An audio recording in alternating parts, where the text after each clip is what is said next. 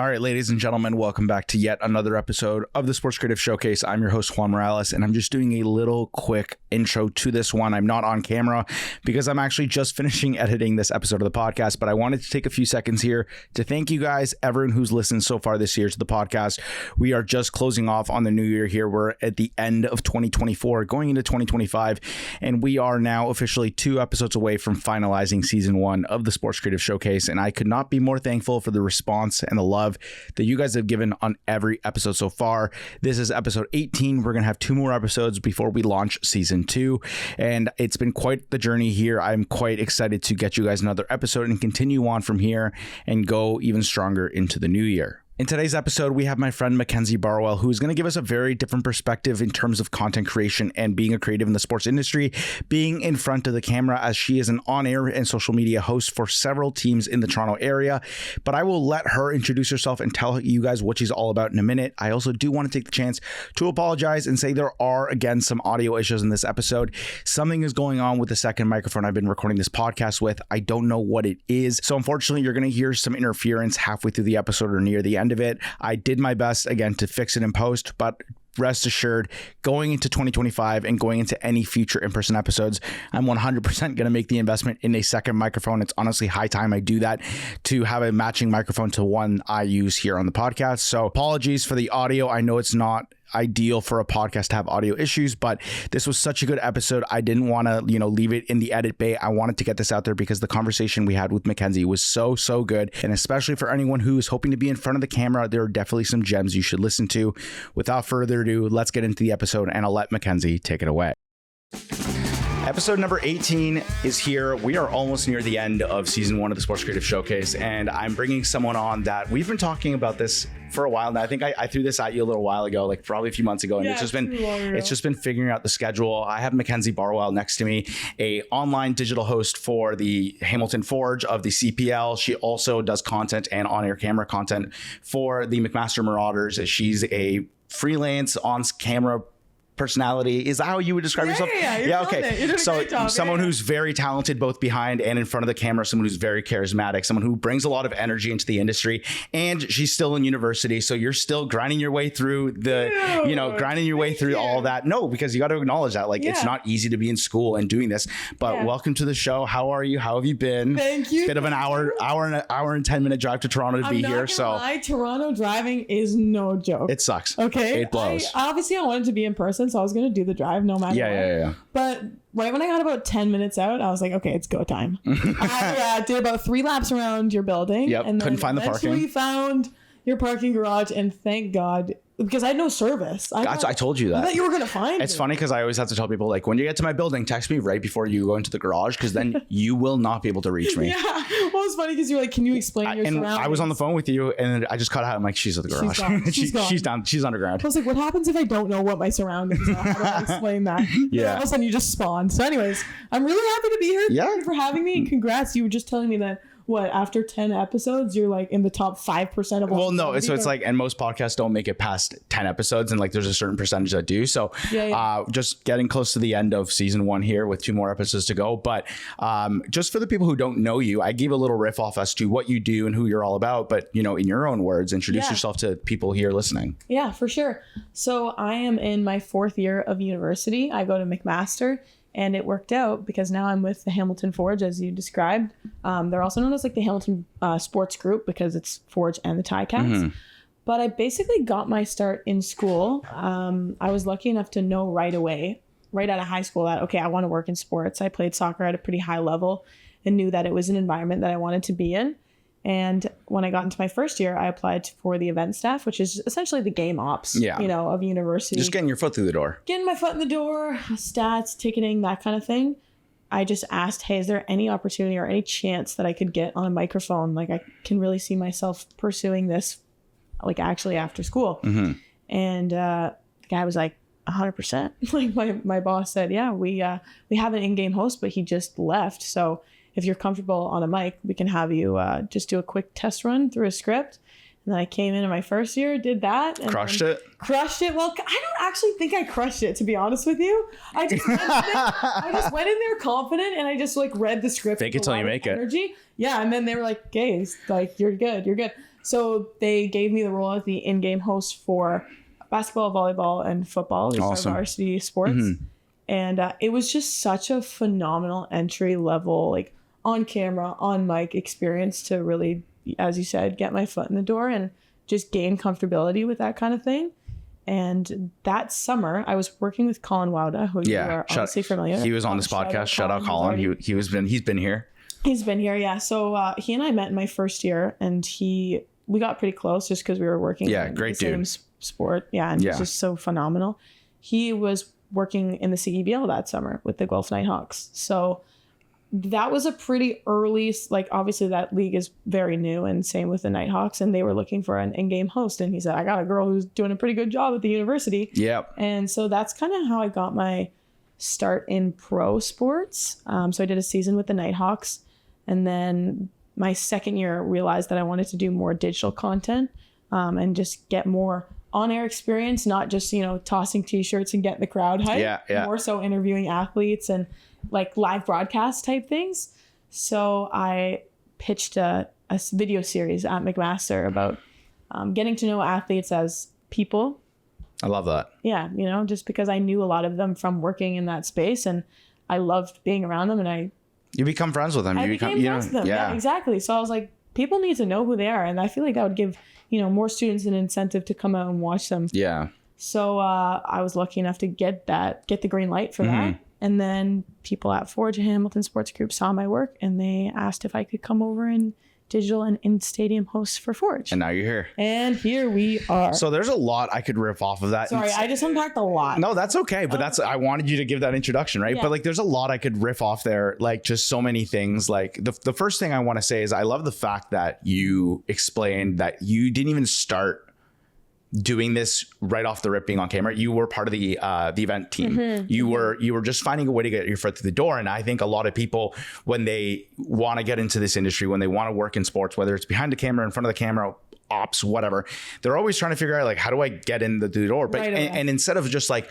waiting until the opportunity came up, you took something that was completely unrelated to your lane. Like, you weren't on camera, you weren't really in content, you were just being part of the events team, helping run these games, and you took that in stride and saw it as a way just to get through your foot through the door. So I think that's a really like amazing way to start, because again, not a lot of people think about that. They just think it's like you're gonna hop into the role, get into the driver's seat of being on camera or being a videographer. It's not always like that. And you kind of had to wait until that opportunity was open for you to take it. Yeah. Was it hard for you knowing that you had to like kind of wait for your time, or did you take it as a bit of a challenge to kind of just get familiar and let people know who you were in that moment? And how also, if you don't mind me how did you let people know what you actually wanted to do when you got there? So I was pretty upfront, to be honest with you. Like, I joined the event staff, and luckily for me, their in-game host role wasn't very competitive. And you and I talked about this, it was just a few minutes ago before we were recording. My initial goal was to go to sport media at Ryerson and pursue that there, but I ended up seeing the McMaster campus and just feeling at home when I got there. Yeah. So I thought, okay, let me just find every opportunity that I can here and just run with it. And so in that sense, it was nice because it wasn't very competitive when I requested to, be in that role. It's not a university where the media side was a big part of it. And there's nothing wrong with that. But we were saying, me going to TMU to Ryerson, there was a lot of people vying for that position. There was a sport media program literally built for people who wanted to be on air, make content. Yeah. And so you are a small fish in a big pond of people versus in your case in McMaster, you're the biggest fish in in this really small pond. Like, you're kind of the only person out there. So you're taking advantage of your presence in that role and getting your foot through the door, making sure people knew who you were in the department was obviously the biggest thing that led to that. Yes, exactly. And so when I said, is there a chance I can be on the microphone and be the in-game host here? I didn't actually know that was the role. I actually just saw that there was like a public announcing thing, which is kind of like 1 point for McMaster, and that's not really my vibe, but I just wanted to, get that experience regardless. And that's when they introduced me to this role. And it was kind of you actually want to do that? Sure. Like they obviously wanted to make sure that I was good at it. Yeah, of course. But you're right. It's one of those things where nobody else was volunteering to do it. So it was nice in the sense that I was the big fish, as you said, but I still had to prove myself as a person that could handle that role and thrive in it. So it was just about getting to know everybody on the team and like showing that I'm a big personality, that I am good at this, that I can get the crowd. You are your own biggest cheerleader. Yeah, like you have to be your own self-promoter. And I think having that first year experience as the in-game host, that was really cool in the sense that it got me a lot of exposure within the community, especially within like athletics and recreation at Mac, so that in my second year, I could pitch this video series saying, hey, I've been working with these athletes for a year. I've been like presenting on camera for a year now. So I think when it comes to like waiting for my time, I think that's that first year of experience. That's what got me to on camera and like doing exactly what I envisioned myself doing. Yeah. When I got to school. What I find really interesting and something, again, I really preach and relate to is the fact that you were vocal about what you wanted to do. And I say, there's a saying that one of my friends told me, closed mouths don't get fed. And so when you are, even when you don't have the experience, as long as you tell people, hey, I want to do this, put it out there. That's going to open doors for you. And I think that's something, especially as an on-air personality, like not only do you have to showcase your personality on camera, but you also have to be vocal to be like, this is what I'm doing. This is what I want to do. And I was talking to, I told you about Savannah Hamilton. She was on this podcast, a good friend of mine. Queen, also shout out Savannah. But I remember during her interview on this podcast, she was just like, I was working at MLSE or wherever it was. And she's like, but I made it known, like, no matter what I was doing, I want to do this. I want to be on camera. I want to host. I want to. And if you don't do that, people can't read your mind. So I think that's a really good thing for people to understand. No matter what you want to do in the sports industry, just be vocal about what you want to do. And create things for yourself. Exactly. Right? You got to make your own opportunities. Create your own opportunities. For real. The biggest thing that I think I've learned through my own experience, you don't have to find the position. You can make it. You know, prove yourself. Like you got to know your place. For example, going into first year university, you can't just show up and be like, get me on camera. I like to say it's like, they're not just going to pick you up off the street and put you in the NFL. No. Like there's still a proving ground side to this thing. Let's make that very clear. But to your point, you can make these opportunities. Don't feel like you have to wait for it to come around. Like what Savannah's saying, not only make it known and speak it into existence, but pitch your own ideas. Yes. Say, I want to be on camera. This is how I'm going to do it. What are your thoughts? You know, like that's not necessarily the be all end all, but you have to be able to communicate and, you know, work through that with the people you work with. Exactly. One thing I want to move, like kind of segue onto kind of about what you do. Actually, before we do that, tell me a little bit about how you realized you wanted to do this on-air stuff, because obviously you played sports at a high level and you realize it wasn't for like, you know, you wanted to stay in sports. And I think a lot of people relate to that. Like myself, I played hockey and rugby growing up. At some point you realize like, it's not going to be forever. Sports aren't forever, but you want to stay in the industry. But what made you kind of realize, I ask people who are on this podcast, when did you pick up your first camera? Because a lot of people are videographers. A lot of people are, you know, photographers. You're one of two people I've had that are really on-air specific. And so kind of getting into that uniqueness of the position, how did you realize like you wanted to be in front of the camera and be a storyteller in this sense? That is such a phenomenal question. I'm excited to answer. See, it's nice because she's actually an on-air person and she never gets interviewed. And so I'm taking this and it's going right into my ego. This is crazy for me. I feel like I'm out of place, but I'm really enjoying this. Yeah. There's two sides. You forgot. I told you I wanted to be an on-air host. Yeah. I wanted to do. I wanted to be. I'm trying to be like you right now. No wonder. Honestly, that was so funny. I can't believe you were the commentator for. Yeah. Anyways, I'm answering the question here, guys. Let's not. This is about you. Okay. So I always loved presenting, to be honest. Like I was never a kid who was like scared to do a presentation. Oh, that was me. See. Were you actually? Oh, I have like mad stage fright sometimes. Oh my gosh. Yeah, but keep going. Respectfully, to be in the class, like the grade 8 class, as you were doing your final project, I would have loved to see. No, thanks. He's like, I don't want to reflect. anyways, I loved presenting and I loved entertaining, to be honest. I was like super into theater as a kid. I was like the lead in my school show and just like loved being in front of people, entertaining and like public speaking. I was really comfortable and I found myself just to be really good at it. And I think I was lucky enough to understand that, okay, let me just lean into my skill set here. And I obviously, as I said, played sports at a pretty high level and played a variety of them and watched TSN growing up with my dad, watched all the on-air hosts, Kate Burness, the Savannah Hamiltons more recently.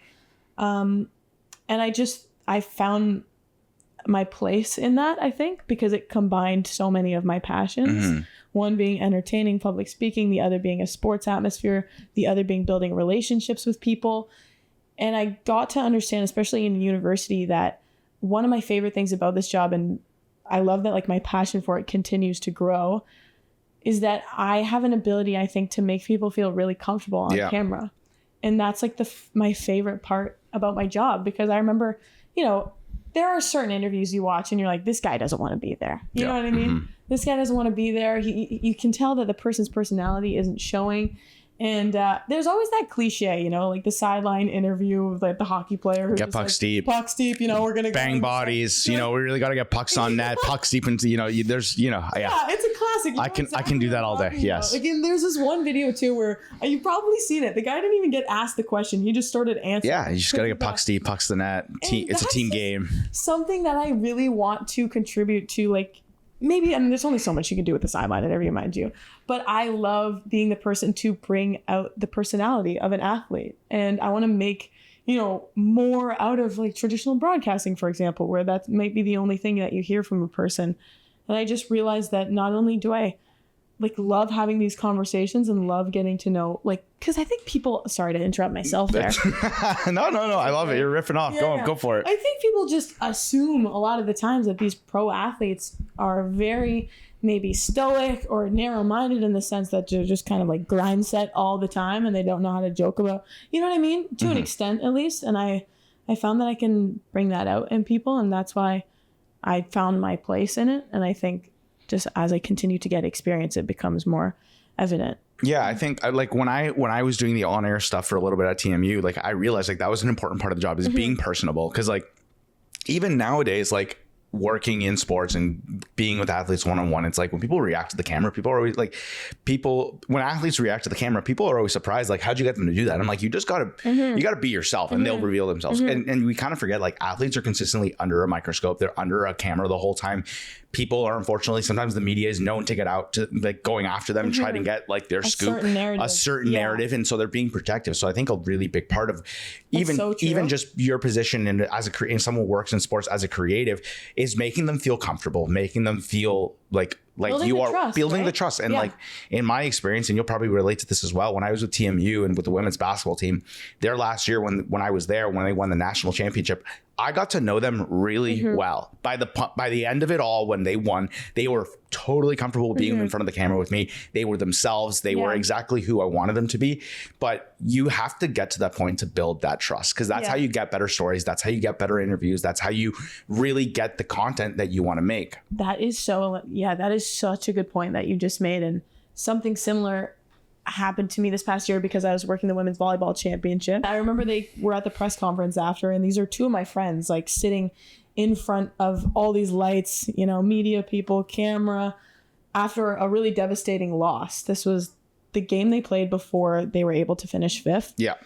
And I just remember raising my hand and I'm like, I'm going to be the first one to talk right now. Yeah. Because somebody needs to break the ice and just humanize them. Because the last thing I wanted was for them to get up there and then somebody say, really disappointing loss, like what went wrong there? That's the worst thing you want to say. And like they know it's disappointing. I know. Like I just want to be I want to contribute to yeah, exactly. It's really hard to explain, but I want to contribute to like breaking that stereotype when it comes to media, especially because there are so many people who want to tell a certain story that, you know, isn't the right one, and puts them in a position where they're the villain or they're the one who didn't contribute enough or it's their fault, versus like understanding like, hey, this sucks, but like, yeah, it's like you want to make it as organic as possible. So immediately I just said, hey, I'm really proud of you guys. I know that was a really difficult loss, but like, what can you say about your team right now? And it's just, it's the language. It's just changing that one thing instead of saying like, that really sucked. Like, look, you guys did a great job and you should be proud of yourself. Like, and just show them that you actually care. Yeah. You know? And I think I found that was a little bit of a gap when I started to work more in the professional setting. And that's where my mindset switched. And I was like, okay, I can be that for people. I can be that for athletes. I don't want them to just see a camera and get intimidated. Like I want them to not like want an interview with me, you know? Yeah. I want it to be an opportunity for them to have a platform to tell their own story. That. Absolutely. No, that's I think that's a really good way of looking at it, because at the end of the day, like especially when they're in university or at a level like the CBL or the CPL, it's like giving them a platform because they're not there yet all the way. Like they're still trying to make it to the pros. And I think a lot of it is just like people kind of forget that like we work in an industry that services athletes and teams. Like they are the client and you want to make them look as good as possible. You want to make them feel as comfortable as possible. And like, I feel like a lot of people get lost in the sauce of like, you know, it's about me and my work. And I'm like, no, it's not about you and the work. It's about the people that you're representing and putting on and trying to help them succeed and tell their stories. And there's so many people, unfortunately, in the industry, I think, who don't see it that way. I was once told to frame my interview based on the answer that I want to get out. And that was exactly the opposite approach to my entire career that I want to take. Like, I'm not trying to cultivate a certain answer from them. You know, like I'm trying to let them tell their story. Yes. You know, so I want to set them up for success. Maybe this is the narrative that I'm seeing and maybe like tee it up so that they can take it however they want to. But that I think is just a completely wrong approach. Yeah. You know? Yeah, no, I get that. And this is me segueing into kind of my first question. You answered a part of it already, which is really great, but I think there's still another part. Obviously, like I said, everyone on this podcast, minus Sav and now you, have been people who shoot videos or create graphics or do the X, Y, and Z. And those are traditionally considered the creative positions on a sports franchise or team or organization or media, whatever. But I think a lot of the time people forget that like the on-air personality side of things, whether you do broadcast, digital creative, in arena, that's still a storyteller. You're still contributing to the narrative. You're still trying to help build content and bring something, you know, in terms of story to bring it to the fans. You're really good, right? And you've shown me that you are really, really good at not just understanding how to act with the athletes and treat them the right way, but also you're trying to tell their story. So from your perspective, what makes the on-air position, whether it's digital or stadium or broadcast, a creative one on its own? Because also you do a lot of like digital content with the athletes. How do you bring your own spin into being a creative individual into a position that isn't really considered one to begin with? Yes. Okay. Nicely phrased cue. Juan. Also, can I just say I love that I'm grouped in with Savannah Hamilton. Are you serious? So you and Sav have been the only ones. I'm like, okay, that's freaking awesome. No, it's a phenomenal question. And I think you're right. A lot of the times, like you think of storytelling from the perspective of the person behind the camera. But from my experience, specifically through Forge, I've realized that I can be almost like the facilitator to a story, right? Just allowing, as I said, a platform for the interviewee to really be able to bring their story to life. And I think one of the biggest things that I do to make sure that that stays true and unique to the person I'm speaking to, whether that's the coach of Forge or different players that I'm talking to, is doing my research beforehand and getting to know who they are as people. Like, I think that's a common theme, as you can probably tell. It keeps coming down to that. Whether that's going through their Wikipedia page and seeing that they're from XYZ, they grew up playing XYZ, you know what I mean? And really tailoring the interview for the person that you're talking to, I think, is key to storytelling. And that's the part where you can be creative. Yes, that's the part where you can be creative. So I think that's where I'm trying to break the cookie cutter traditional broadcast interview where you just maybe talk about the game prior and the game coming up and the confidence of the group.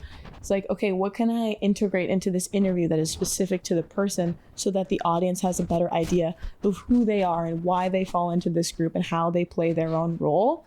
But I also think that we have a lot of flexibility when it comes to like editing and like the visual story that you want to tell. And that was something I was really intimidated about actually when I first got this job with Forge, because they said, all right, you're the on camera, but you're also like the post edit. Like you got to script it. You're the producer, shooter, editor. And I'm like, oh shoot, really? Like I remember my boss being like, are you comfortable editing like a 10 to 15 minute video? And I was like, no, I'm not. But he was like, you're going to do it anyway. You're going to figure it out. And thank God he did that, because now I'm in a position where I can just do the whole thing front to back. Yep. But yeah, I have an understanding of like where I want to shoot an interview, or like specific to a person, or like make them feel comfortable, even like a setting like this. You know what I mean? Like as the interviewer, you can customize like where, how you craft the narrative that you want to reach. Yeah, exactly. No, I think that's a really unique way of looking at it, because like I said, like you said, we have had those people who give those cookie cutter like type questions. And I think a lot of younger people, people within the ages of like 19 to 30, like people who are just getting into the industry now, are bringing a different perspective onto it. Because I think we live in an age where like people can tell their own stories, people can project their own personalities, and athletes still feel like they can't do that. But like, we have so much power as younger individuals to use social media to project what we believe in, what we want to say, the stories we want to tell. And now it's just about translating that into what the athletes want to say and do. Yeah. One thing I wanted to bring up, and something that I, want to segue to, is that you are in the position that a lot of people, whether they're in school or in high school, figuring out what they want to do or want to work in sports, want to be in, even though you're still very much like at the start of your career, with, and that's not a bad thing. You're still very like early on. No, it's important to. You're getting to live your dream. You're getting to do what you've wanted to do from the get-go. You're working for a professional soccer team. You're working in your university. You have the opportunity to connect with people in a really great sports area in Hamilton and Toronto. That's so true. First of all, like, you get to live your dream. Like, what is that like as someone who's just finishing university? Like, you're doing what you want to do already. Is that like but what I'm trying to get to is you worked for this, right? So what is it like reaping the benefits of the work you've done? Yeah, it's so cool. And it's crazy to see how everything has snowballed.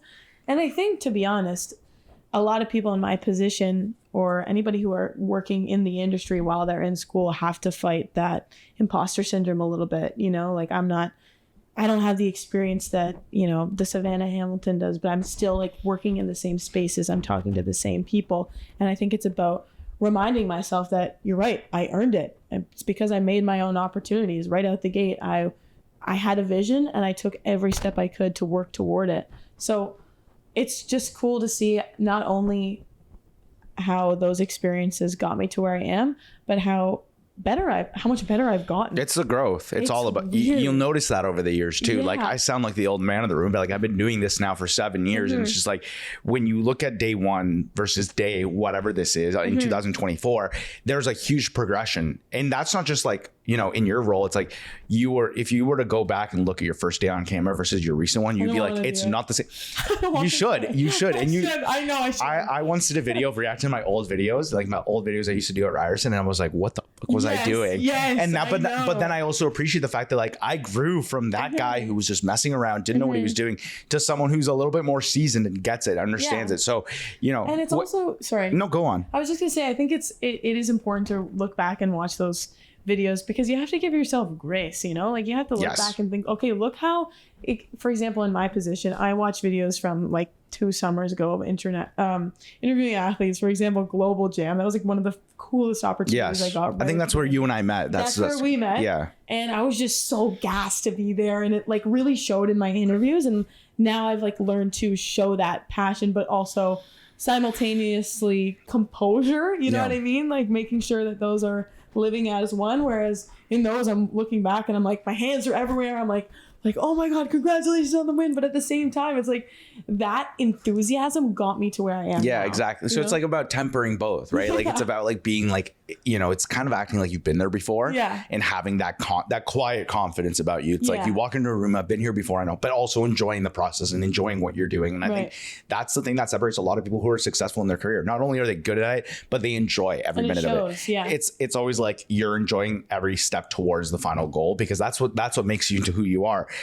Now, what I'm kind of going to move into is like, obviously you had to work very hard to get to where you are now. It just didn't happen overnight, like a lot of other people.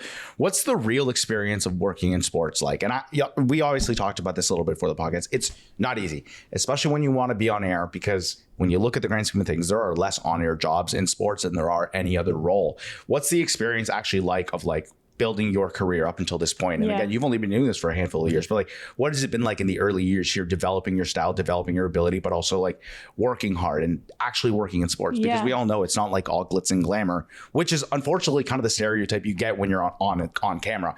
She must be living the life. She must be having a great time. Like, what's it actually like?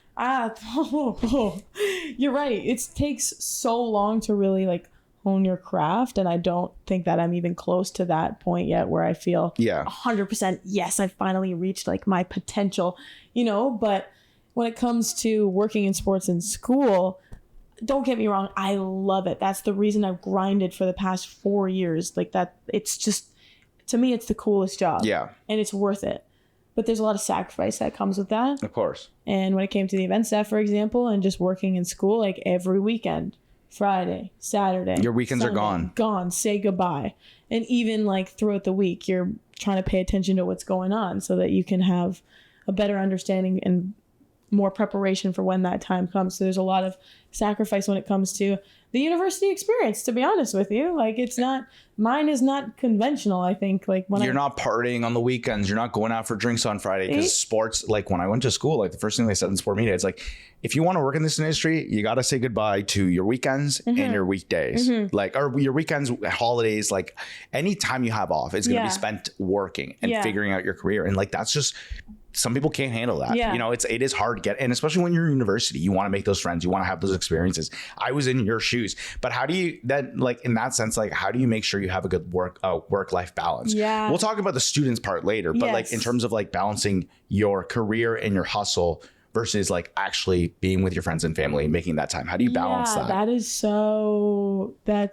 To be honest, it's something that I'm still trying to figure out. Yeah. Because I think there is this narrative when it comes to working in the sports industry that you have to be a yes man. So you have to, like, every single opportunity you have, it's a yes, no matter what the time is, no matter if it's Christmas Day, I don't care. Okay, you have to say yes. And I think I've learned to pick and choose the moments that I really want to dedicate to, my career. And I think for a long time, I was just overexerting myself just to do everything. Yeah, we all have those moments. Yeah, and mind you, like, I don't know if I can say I regret that because I am here now, but I've gotten to a point where I can say no, and I can really be selective on what I think will advance my career. And now it's about choosing them and being intentional about that, and then putting every ounce of effort and quality that I have into that project. Yeah. And then really checking out and clocking out when I want to, like, hang out with my friends, and dedicating time during the week. I got to make my weeknights fun, and like I have to have that quality time with friends, because it's not going to be a Saturday or a Friday night. Yeah. There was something else that I wanted to say. What was the question that you asked me just before that? Oh, about working in the reality. The reality of it. Yeah. Okay. And something else I think worth mentioning too, not only just sacrificing what is a conventional university experience, is knowing the grind that is being on camera. I love it, and I still think that that is my end goal, and I think I can see myself doing it at a broader scale, but doing it every single day for the past, I don't even know how long, like at least a weekdays, especially with Forge, is such a reality check that you have to be on all the time. If I wake up on a Wednesday morning and I got to interview the coach, like, I can't tell him I'm tired. He doesn't care. He doesn't care if you went out the last night a little hungover or like what. He doesn't give. It's still work. I have to show up that day the same I did last week when I got 8 hours of sleep, for example. And it's just, that's one of the tough things that come with being on camera. You have to be a consistent, energetic personality. And I'm really glad that I have, like, built that for myself, and that's the brand that I want to showcase, and that's who I am, to be honest. Yeah. But like everyone, there are days where I do not want to get ready. You don't want to do your hair. I don't want to do my hair. I don't want to put on makeup. I just want to go to my desk and maybe edit. I don't want to present that day. And as I said, it's still. So what gets you out of bed on those days? What gets you out of the room and gets you out of the house to give you that? What is the thing that drives you to be like, even though I feel a little off today, didn't get sleep, failed a test, whatever it is that ruined your day or the day before, whatever. What's the thing that gets you going? It's the adrenaline that I get when I start. Like, as soon as I sit down and the camera's rolling, it's like that never happened. I literally have all the energy in the world. And my favorite thing is when I finish an interview with an athlete, and sometimes what I like to do is ask the person behind the camera, like, oh, how long is that? And they'll be like 25 minutes. And my favorite thing is when they're like, that was 25 minutes. That felt like 5 minutes. That felt like 5 or 10 minutes. That is what makes me so happy. It's a compliment. It is the biggest compliment. And I don't think they realize it, but it's a way to, like, gauge how the interview went. Yeah. See their, like, experience and how comfortable they were. Yes. And like, these are guys, for example, with Forge that I work with who don't, often get the opportunity to really showcase who they are. And I am that for them. You know what I mean? Like, I am mind you, the CPL is still an up and coming league. It's a developing league. Yeah. So I don't want to, that's why I don't care, you know, if I am tired and whatever, this, that, and the other thing. But as soon as I get on camera, I'm fired up immediately. I'm like, okay, I'm ready to go. But two, I'm like, okay, this is an opportunity that they wouldn't otherwise have if I wasn't like sitting there with them in front of the camera. It goes both ways, right? You're getting the opportunity to do what you love, and they're getting the opportunity to tell what they want to say and express you're so themselves. Right. Like, let me make that abundantly clear. I am so lucky. Like, it's a privilege. Constant reminder. I am so privileged to be in the position that I am. Like, it's funny because sometimes I'll think, oh my gosh, I'm so tired. I wish I had, you know, somebody else to help me or like someone else to do that. No, I don't. I do not want somebody else on camera. I am that person for that team. Yeah. And that is a privilege. You know, so knowing that it's earned, not given. It is earned. You're right. And like, I want to continue to prove myself in that sense. One thing I want to talk about a little bit about the challenges, and we just talked about them a little bit. You know, you got to be on all the time. You got to be ready. You can't really have those days where I feel like shit, I can't do it. No, because it's you. What are like, I'm going to ask the what are the challenges question in a second, but you just mentioned like, you don't want anyone taking your job. You don't want anyone being in your position. Like that's you, that's your spot. Obviously being on air is a very competitive part of the field. A lot of people want to be on front of the camera and only, you know, a handful of people get to be on it. And when you live in a city like Toronto / Hamilton, we're looking at the Forge, the Ticats, the Argos, the Leafs, the Raptors, the TFC. So 7 teams. You maybe have like 2 more CPL teams, York, and I don't know if there's another one. So you have 8 teams in this geographical area, not including like OHL or whatever. There's only 8 on-air positions. I've never thought about it that way. But like, well, you got to think. So true. You got to think about it though. Like you are specifically in Toronto, in the GTA / Greater Hamilton area. You're one of very few people who get these opportunities to represent one team. Right? So like, how do you deal with the competitiveness in this industry? Because like we said earlier, when I was at Ryerson, you were competing with everyone to be on camera. Yeah. You know, like I only got a few cracks at it and I had to make sure every time I did it, like I was on my game. How do you deal with like that kind of like exclusiveness of the position, of the role? Like, you know, it's not like someone's going to just take your job tomorrow, but like, you know, you have a certain number of roles that you can fight for in your career. How do you handle that? I think it's all about maintaining making sure that you are distinct from the next person. What makes you unique? What makes you stand out? What makes you stand out? Yeah. And that is something that I continue to try and include in my interviews and just in my work on a day-to-day basis. I remember my boss at first when I got this Forge job, he's just like, make it your own.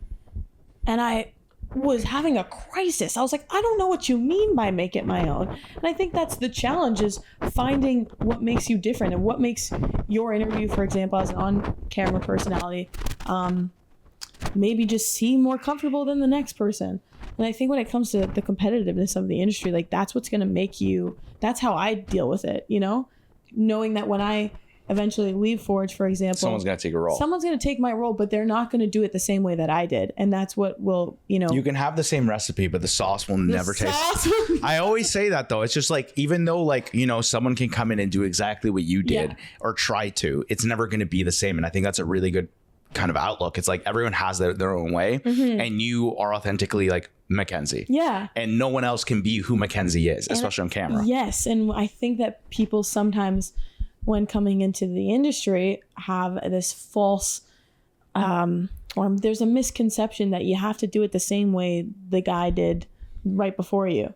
You know what I mean? Like, I don't want to conduct my interview.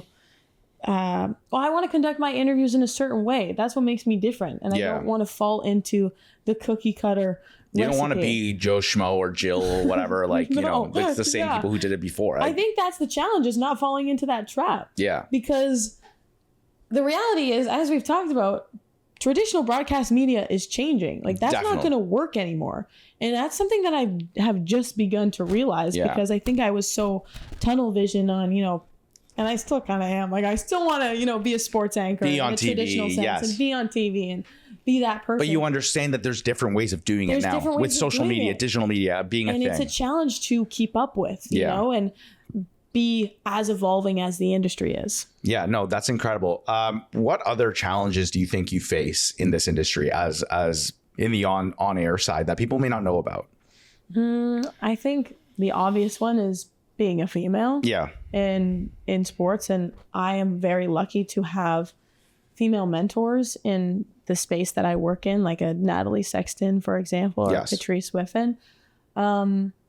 But it's like proving yourself. And once you've gotten to that point is like maintaining the confidence to be in that spot. Yes. Do you know what I mean? Yes. Like carrying yourself in a way where you're constantly showing people that you are supposed to be in that space. You have to keep proving yourself, and that's the hard part. Yeah, you do. But at the same time, you have to prove to other people that there's no reason they should question you're in the role that you're in.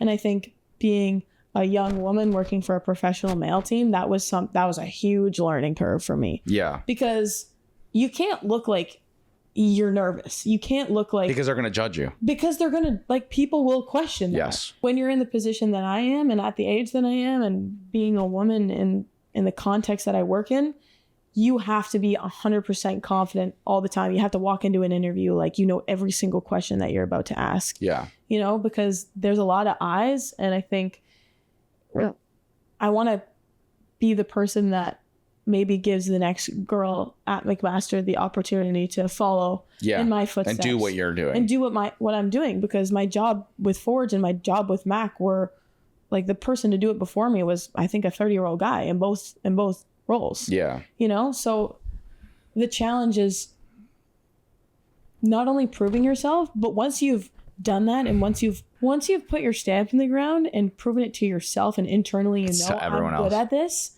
It's like, okay, now I got to show everybody else, even when you also experience naturally self-doubt. Yeah. You know? No, I understand. And I think it's a really good way of bringing up, like, you know, sports is a male dominated industry, and it's very intimidating to break into it as a female. I experience it in a different way. I'm Latino, I'm Colombian.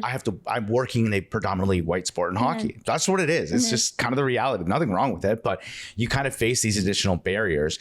What's it been like to yourself proving that you've been able to do this? Like, because a lot of it has to be proving it to yourself, not just to other people, but, you know, telling yourself I can do this, even through the highs and the lows. How's that been for you at this point in your career? It's definitely been like, there's definitely been a lot of ups and downs, but I think at the end of the day, I have to just reflect and know there's a reason I'm in the position that I'm in right now.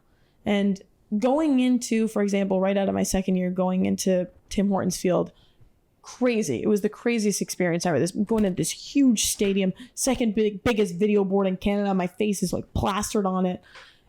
And just knowing that, okay, I'm supposed to be here. People see potential in me, and I have clearly proven myself and the potential that I have. Because even my boss said too, like, I didn't hire you in like that day because I knew you were going to be fantastic the next day. It's because he knew, like, he could see what I had. You know what I mean? Yeah, that and, like fire, that potential, what you drive. It's really hard to just on a day-to-day basis put my imposter syndrome aside and know that I'm supposed to be in the space that I am. But to be honest, it's constantly being validated in a lot of ways, in the ways that my videos are performing, in, you know, the ways that, like, I'm able to have a conversation with you right now, you know? And before I got here, it's like, okay, there's a reason that you're a guest on this podcast, Mackenzie. It's because you have gotten a lot of experience in a very short amount of time. And that, I think, too, is just like acknowledging that these things are happening for a reason. And like, for example, somebody reached out to me who goes to Mac, and she's in first year, and she said, I'd love to have coffee with you and just talk about how to break into the industry. I'm like, me? You want to have coffee with me? Talk to me. I'm still trying to break in. Like, I'm still freaking banging down the door right now. But it's just things like those where I can sit back and say, oh, okay. It's because I've done things, and it's because I've had success, and I need to, like, it's like what we were saying before, reflecting back on the first interview or the first on-camera hit that I did versus now. Different. What would you say your biggest growth point has been from your first on-camera hit to now? Like, what have you noticed the most growth in? TSN turning point. There's so many things. There's actually so many things. When I think about, because my two roles are very different. In-game hosting and digital hosting, so different. What's the difference? Let me just clear that up. When you go to a Forge or TyCats game, it'll either be me or Natalie, for example. We host the game. So it's all on camera and it's live, right? So I welcome people to the game. I throw the t-shirts at halftime, that kind of thing, getting everybody hype. I think the biggest thing in that respect is the confidence that I have doing it. Because to be honest with you, starting at university in front of all of my peers, trying to start a McMaster chant, like it's kind of humbling. Yeah. At the end of the day. Because you're just like, what if no one cheers? Nobody wants to do it. Like it's one of those two where like you can see everybody in the stands. I'm like, I have a lecture with this guy in an hour. I'm telling him, MAC, like, let's get it going. I have come into myself so much in that sense that like I don't care. Like that is what the job is for. You got to just put away what the conceptions people will have about you, the preconceived notions. Like 100%. You can't put your ego aside and just own it. You may sound or look like an idiot. I'm not saying you do, but like I may look like an idiot, but I don't care what guy in my lecture said. Like I'm the one doing my job and I love what I do. So you got to have to put that aside. I agree. You are also able to produce your own content and kind of have a creative spin on it. For the digital side of things, you have Behind the Beard, which is with your coach, who has a very great beard. I don't know your coach's name, but shout out your coach. Shout out Bobby. But then you also have Max Access, which you kind of just chat with the players one-on-one about their lives, what they're doing, kind of a way for you then to get to know, for the fans to get to know them. Yes, exactly. What I was kind of riffing up earlier is that like no one really considers the on-camera person to be creative, but like in this concept, like you have to produce, shoot, edit, and make the whole thing from the ground up. So you have to add your own creative spin on it. So, in that sense, you're a very unique storyteller from the on-camera perspective. What's your creative process like from start to finish, from shooting the thing, coming up with the questions and everything to the final product? Yeah. What's that whole process like? Okay, so I think it's been a learning curve for sure. Like I've only now realized, okay, this is how I like to do it. And it's almost like a structure that I have that I can insert and take out things depending on who I'm talking to. So I talk to the coach, as you said, on a weekly basis. And that for me has been such a rewarding thing in its own, because he's such a outwardly stoic and serious person. And it's one of those where I can just come in and, for lack of a better term, shoot the shit with him, and then it's like just fun and people get to know him as a person. But that's the good part, is when you can just shoot the shit with the guys. Exactly. So a part of my process is ensuring and prioritizing that those sorts of things shine through an interview. So with the coach, for example, I have to make sure that he still talks about the formalities, that is the prior game, the one coming up, where the team is currently at, who's injured. Like, let me get all of those things out. Like, those are the deliverables that we need to communicate to the fans. So for me, it's about distinguishing what that looks like. So identifying probably like 5 or 6 questions that check off all the boxes, when it comes to the formal things, and reflecting on a game and looking to the next one. And then figuring out, like, on the day, what is relevant. Like, for example, when the Olympics were going on, like, that was a big topic of conversation, always making sure that the audience has something else to connect to that isn't, the regular season, for example. Yeah. So I remember one day I went in and was like, yo, did you see that Australian breakdancer, Bobby? That was crazy. You know what I mean? Yeah. Like, just including like little things that are relevant to the audience and just make for good conversation. Yeah. Because that will make his responses to the formal questions that I have later better. Yeah. It's kind of breaking the ice. Totally. And like warming them up. Exactly. Like we did it here when I was telling you about getting lost on the way into your also like me asking you when I'm like doing your mic check, what'd you have for breakfast? That's what I always, anytime I do an interview of any kind, I was like, what'd you have for breakfast? Because that's just something that everyone can relate to. It's just like, whatever. So exactly. So I prep the interview. I make sure that I don't, like, the most important thing is that I'm not like too confined. I don't want to be stuck in a box and have 7 to 10 questions that I need to say word for word. I think the biggest thing that I've learned is like having trigger words in my mind for each question so that it just comes out the way that it comes out, and like making sure that the question gets across, but it's so important that I don't, stick to one phrase, like, or phraseology, I guess is the word for it.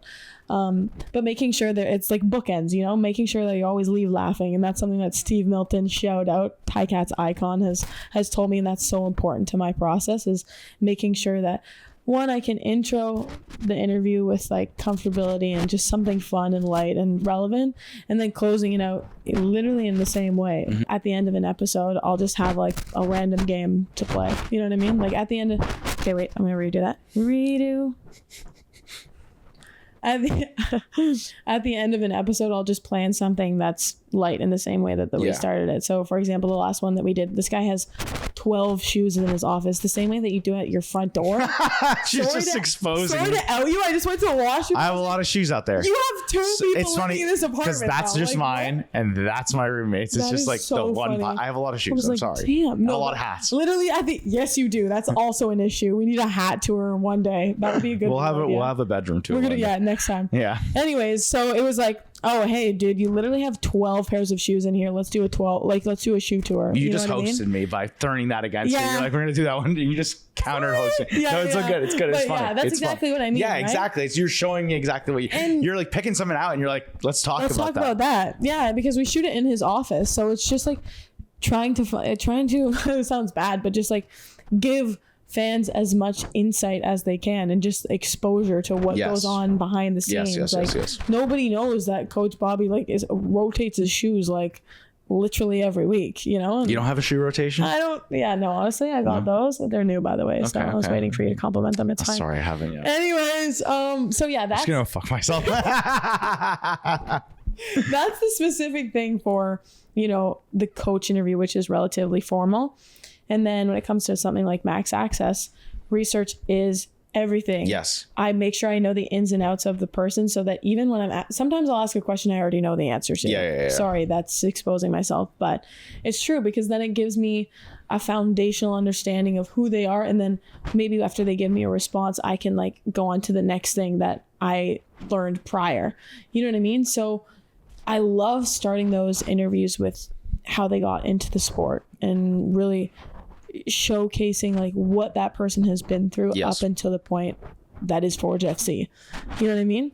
So my process is essentially making sure that I cover all my bases in terms of who is this person. That's the story at the end of the day that we're trying to tell. But what are the unique things about them? And that takes time doing that research and the time doing those learning those things specifically about them. One of my favorite things, and I'm sorry to segue this, but it's just maybe you'll relate. One of my favorite things is when I'm interviewing someone and I say someone, they're like, how'd you know that? Or I can't believe you brought that up. It's just interesting because they don't think you It's funny because sometimes I'll be like, so what's your background? And then I'll just say it at the same time. And they're like, so you already know. It's just stuff but that's the mark of a good host. Yeah. It's like guys like Sean Evans on Hot Ones. He'll just say something and they'll be like, wait, how'd you know that? Last thing I want to talk about, we talked about it also right before as one of the things. You're still a student.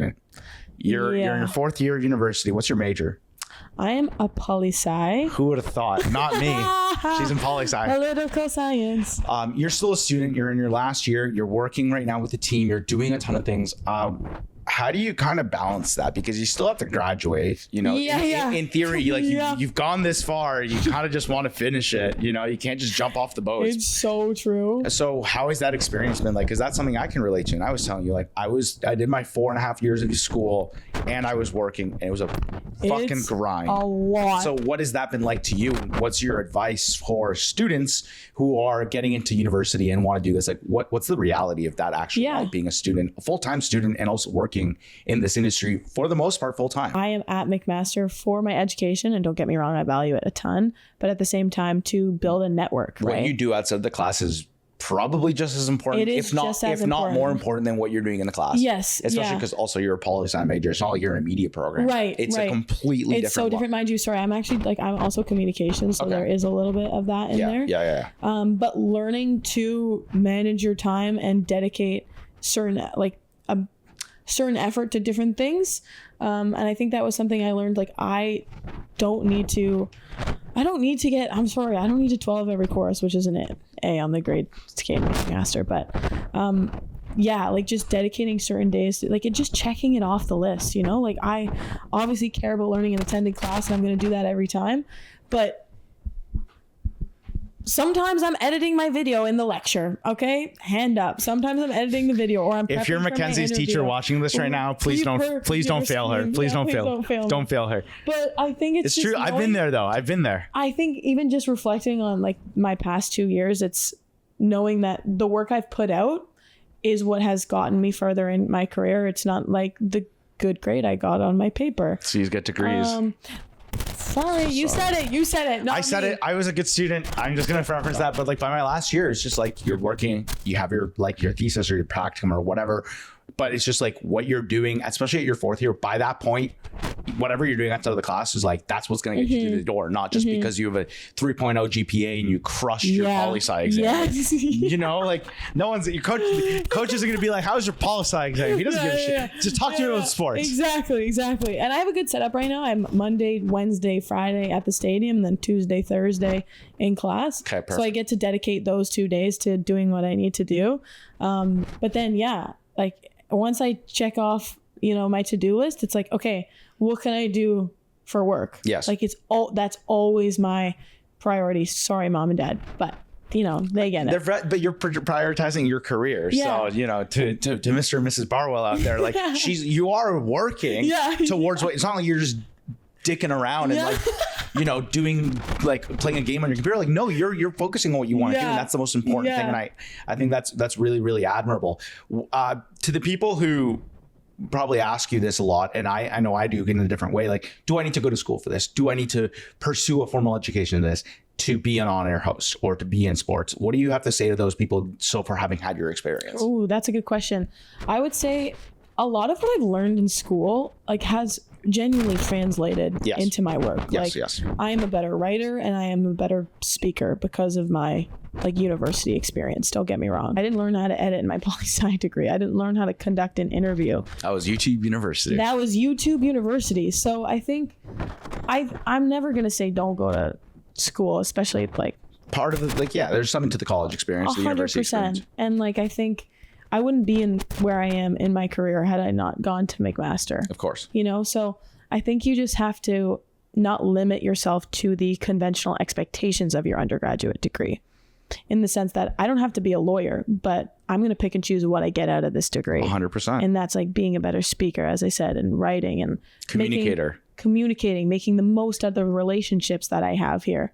So like if you want to go to do school, like it's phenomenal. It is genuinely the best experience that I've had in my life is being in school. It's funny because a lot of people give me the counter answer, like, you don't need it, focus on your career. But I like that there's part of the experience. And I think it's also because you're living in it right now. Yes. You're living in it. Mind you, I am a little bit biased, and I think it depends. But the bias is fine though. It's just a different perspective. There's nothing 100%. Wrong with having that. Yeah. And I'd rather you give me that than being right in the middle. Oh, both are good. No, I see it as very valuable. And I think it's cool. And I think I'm like a more well-versed and widespread in terms of my knowledge because of it. Like, I have very practical knowledge now on political science. Like, I know who I'm going to vote for. I know how the election system works, whatever. Yeah, absolutely. And that is something that I don't take for granted, of course, absolutely. And I think if you are going to, go into school and you have maybe a separate passion or dream in terms of your career, don't expect that you can't do both. Yes. That's what I would say.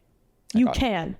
And you can pick and choose what you want to take out of your classes, to push your career forward. I love that. I'm not going to say like abort the mission, just like, and you can see this is such a difficult conversation. But it goes both ways. Sometimes you need to jump ship. Like, I know people who left school and stopped and like have gone, like I did my undergrad, I got my degree, but I know a lot of successful people who left school, didn't go to university, and they're fine. There's no right path. It's just like what you make out of the path. Well, I was literally just going to say, whatever you choose to do, make the most out of it and literally squeeze the shit out of whatever experience when life gives you lemons, make that fucking lemonade. Make that lemonade, okay? Because realistically, there is something from every pathway. Yeah, there's not a conventional. It's not like when our parents were in school and it's like you have to get a degree to get this job. I need to go into journalism. It's 2024. Like we right to the start of the episode, making your own opportunities, making things happen. If you want something, just gun for it and take the route that makes more sense to you. Yeah. Before we wrap up, the last question I usually ask everyone is, if you were to give one piece of advice to someone who wants to be in your shoes, someone who wants to do what you're doing, or maybe a piece of advice you would give to Mackenzie when she started off, what is that one piece of advice that you would give to someone right now that wants to be in your shoes?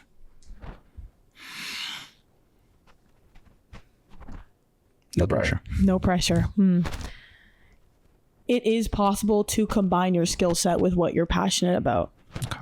You can find that, and maybe that's you making the position yourself. But think about what you're good at and what you like and just drive that home. Like, because that's what makes you unique. Just get on and hold on for the ride. Exactly. Like, and I think that's what has made me successful in the time that I've been at school, is learning that, okay, not only do I love being here, but I'm good at what I do, and constantly reassure yourself that, you know, and if maybe you're not at that point, but you want to be, you know, you want to be good at it and you want to work in what your passion is, just hone your craft and like get as many reps as possible until you feel confident enough. And then you got to carry that with you wherever you go. That's a great answer. Yeah. All right. We've gone through the gamut. We've done everything. I love that. Where can the people find you if they want to follow you? Instagram, Twitter, you know, where do you want to shout yourself out? Where can the people find you? I've never done this before. Okay, guys. I think literally at Mackenzie Barwell on any platform ever. Instagram, YouTube, those are primarily the ones that I use. Well, thank you again for making the time to come on here. Thank you guys for listening. If you guys enjoyed this episode, make sure to leave it a like down below, subscribe, leave a comment down below. If you have questions for Mackenzie, leave them in the comments and I'll make sure she looks at them. Make sure to go comment on her photo that she should start a YouTube channel. Seriously, if you guys are listening to this on an audio platform, make sure to like it and leave a comment there. That does it for episode 18 of the Sports Creative Showcase, and we'll catch you guys next time. Peace.